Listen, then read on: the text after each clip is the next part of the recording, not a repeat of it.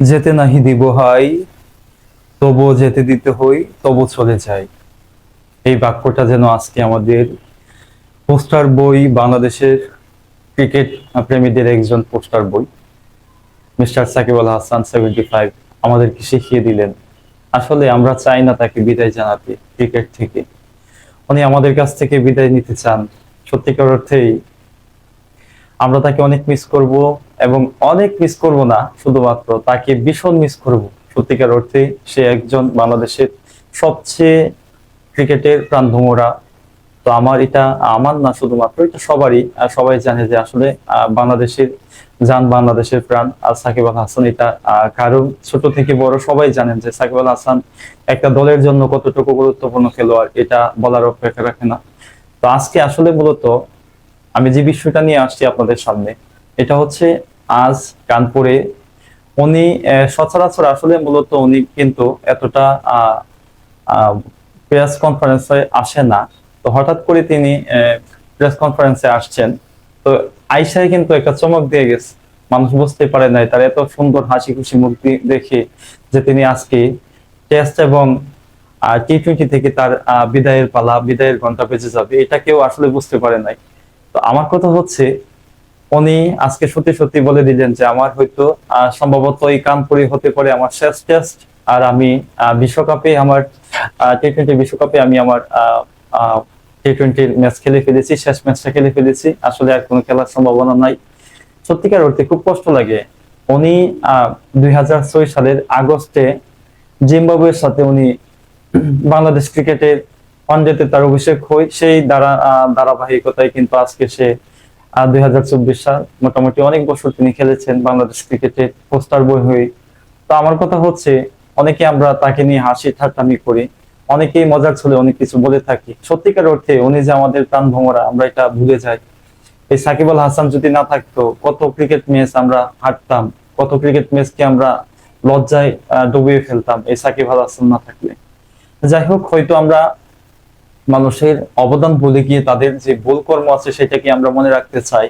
আমি সবাইকে বলি, আমাদের এই সাকিব আল হাসান, আমাদের এই বাংলাদেশের প্রাণ, ক্রিকেটের প্রাণ ভোমরা এই সাকিব, আসলে যেদিন খেলাতে না থাকবে, আমরা বাংলাদেশের 18 কোটি লোক প্রত্যেকেই বুঝতে পারবো যে আসলে বাংলাদেশের ক্রিকেটটা কোথায় গিয়ে ঠেকছে। আমি সবাইকে বলি, আমরা যাকে নিয়ে হাসাহাসি করি, যাকে আমরা কষ্ট দিয়ে থাকি, অনেকে ট্রল করি, আমি আপনাদের সবাইকে বলে রাখি, আসলে ভাই, ট্রল আমরা মানুষকে করতে পারি। তো আসলে জানেন কি, একজন ব্যক্তিকে নিয়ে ট্রল করলে একজন ব্যক্তি কত কষ্ট পায়? শুনেন, বিষয়টা হচ্ছে, একজন মানুষের জীবনে ভালো দিকও আছে, একজন মানুষের খারাপ দিকও আছে। এটা আপনাকে এবং আমাকে সবাইকে মনে রাখতে হবে। আমার কথা হচ্ছে, যাই হোক, সাকিব আল হাসান যেহেতু তাকে বিদায় নিতে হবে, আমরা তাকে বিদায় দিতে চাচ্ছি না, কিন্তু তার বিভিন্ন সমস্যার কারণে তাকে বিদায় নিতে হচ্ছে এই বাংলাদেশ ক্রিকেট থেকে।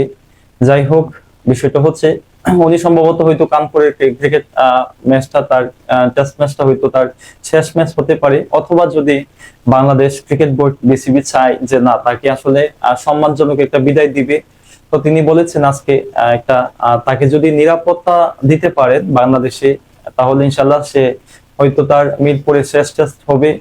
তো আসলে আমরা চাই, আমরা বাংলাদেশের ক্রিকেট প্রেমীরা চাই, আমরা যেন তাকে মাঠে গিয়ে অভিনন্দন জানাতে পারি, যে সে কত মাপের বড় খেলোয়াড়। আসলে তাকে যদি আমরা ক্রিকেট থেকে সুন্দরভাবে একটা বিদায় না দিতে পারি, তাহলে আমাদের মনে, আমরা যারা ক্রিকেট প্রেমী আছি, আমাদের মনে অনেক কষ্ট লাগবে। তো আমার কথা হচ্ছে, যারা আমার সাথে আমার এই ভিডিওটি দেখতেছেন, আমি সবাইকে বলবো, অনুরোধ করবো, আপনারা আমার এই ভিডিওটি দেখে আপনারা অবশ্যই আপনাদের যদি ক্রিকেট মেধা থাকে, ক্রিকেট প্রজ্ঞা থাকে, তাহলে আপনারা অবশ্যই জাস্টিফাই করবেন যে আসলে এই সাকিবকে আসলে মাঠ থেকে বিদায় দেওয়া উচিত না তাকে এমনিতে বিদায় দেওয়া উচিত। আমার কথা হচ্ছে, আমি চাই, আমি একাত্মভাবে আমার মনে একদম প্রশ্ন করে যে আসলে সাকিব আল হাসান হচ্ছে বাংলাদেশের যেহেতু জান, বাংলাদেশের প্রাণ। তো আমার বিশ্বাস, ইনশাল্লাহ আমরা তাকে অবশ্যই সুন্দরভাবে এবং সুশৃঙ্খল ভাবে ইনশাল্লাহ আমরা মিরপুরে তাকে শেষ টেস্টের মাধ্যমে ইনশাল্লাহ বিদায় জানাবো। এটা হচ্ছে আমার মূল কথা। আরেকটা কথা হচ্ছে, দেখেন, আমি আজকে বলি, তিনি কিন্তু টেস্ট এবং তার মূলত টি-20 ক্যারিয়ার তার শেষ শেষ হইতো। তো উনি আরেকটা কথা বলেছেন, যদি 6 মাস পরে তাকে দেখে মনে হয় যে না, তিনি টি-20 খেলতে পারেন, তাহলে ক্রিকেট বোর্ড যদি মনে করে, তাহলে তাকে আসলে টি-20 তে তাকে নেওয়া হবে বা নিতে পারে এরকম বলে তিনি আসলে সম্ভাবনা অর্থে বলেছেন। যাই হোক, তো আসলে তার কিন্তু কিছু কিছু বিষয়াদি তার না বললেই নয়। তার টেস্ট কেরিয়ার যদি আমরা দেখি, টেস্ট ম্যাচ হচ্ছে তিনি খেলেছেন 70টা, রান করেছেন 4600, এবং তার সেঞ্চুরি হচ্ছে 5টা এবং অর্ধশত হচ্ছে 31টা, তিনি অর্ধশত করেছেন। যাই হোক, আর উইকেট তিনি পেয়েছেন টেস্ট ম্যাচে 242টা, এবং সেরা বোলিং ফিগার হচ্ছে তার 36 রানে 7 উইকেট। আমি যদি তার টি-20 ক্যারিয়ারটা নিয়ে আলোচনা করি, তাহলে টি-20 ক্যারিয়ার হচ্ছে এরকম যে তিনি ম্যাচ খেলেছেন 129টা এবং রান করেছেন 2551 রান, সর্বোচ্চ তার 84, এবং উইকেট হচ্ছে তার 149টা, এবং সেরা বোলিং ফিগার তার হচ্ছে 20 রানে 5 উইকেট, এবং ইকোনমি তার ছিল 6.81। আসলে যারা আমার সাথে আছেন, আমার এই ভিডিওটা দেখবেন, আমি সবাইকে বলে রাখি ভাই, আমরা আসলে থাকতে মূল্য দিতে পারি না, চলে গেলে আমরা মূল্য দিই। এই সাকিব আল হাসান যে আমাদের আসলে কি, সেটা আমরা উনি থাকাকালীন হয়তো আমরা বুঝবো না, উনি চলে গেলে আমরা বুঝতে পারবো।